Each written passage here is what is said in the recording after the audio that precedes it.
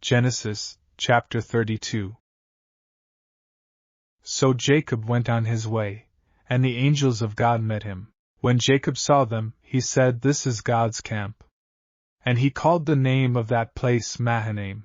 Then Jacob sent messengers before him to Esau his brother in the land of Seir, the country of Edom. And he commanded them, saying, "Speak thus to my lord Esau, thus your servant Jacob says, I have dwelt with Laban and stayed there until now.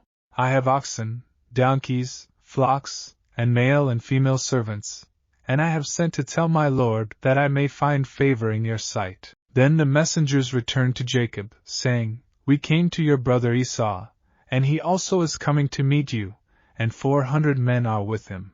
So Jacob was greatly afraid and distressed, and he divided the people that were with him, and the flocks and herds and camels, into 2 companies. And he said, "If Esau comes to the one company and attacks it, then the other company which is left will escape."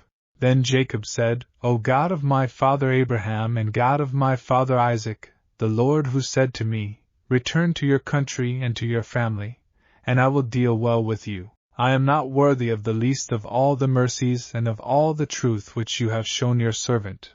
For I crossed over this Jordan with my staff, and now I have become 2 companies. Deliver me, I pray, from the hand of my brother, from the hand of Esau, for I fear him, lest he come and attack me and the mother with the children. For you said, I will surely treat you well, and make your descendants as the sand of the sea, which cannot be numbered for multitude." So he lodged there that same night, and took what came to his hand as a present for Esau his brother, 200 female goats and 20 male goats, 200 ewes and 20 rams, 30 milk camels with their colts, 40 cows and 10 bulls, 20 female donkeys and 10 foals.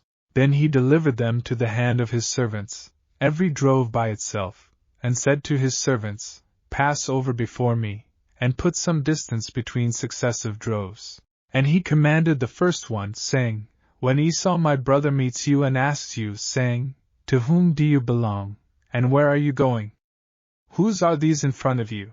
then you shall say, 'They are your servant Jacob's.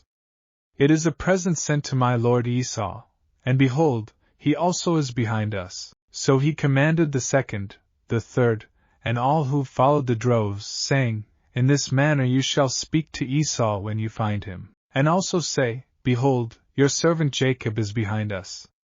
For he said, I will appease him with the present that goes before me, and afterward I will see his face. Perhaps he will accept me." So the present went on over before him, but he himself lodged that night in the camp. And he arose that night and took his 2 wives, his 2 female servants, and his 11 sons, and crossed over the ford of Jabbok. He took them, sent them over the brook, and sent over what he had. Then Jacob was left alone, and a man wrestled with him until the breaking of day. Now when he saw that he did not prevail against him, he touched the socket of his hip, and the socket of Jacob's hip was out of joint as he wrestled with him. And he said, "Let me go, for the day breaks." But he said, "I will not let you go unless you bless me." So he said to him, "What is your name?" He said, "Jacob." And he said, "Your name shall no longer be called Jacob, but Israel, for you have struggled with God and with men, and have prevailed." Then Jacob asked, saying, "Tell me your name, I pray." And he said, "Why is it that you ask about my name?" And he blessed him there. And Jacob called the name of the place Peniel, for I have seen God face to face, and my life is preserved. Just as he crossed over Peniel the sun rose on him, and he limped on his hip. Therefore to this day the children of Israel do not eat the muscle that shrank, which is on the hip's socket, because he touched the socket of Jacob's hip in the muscle that shrank.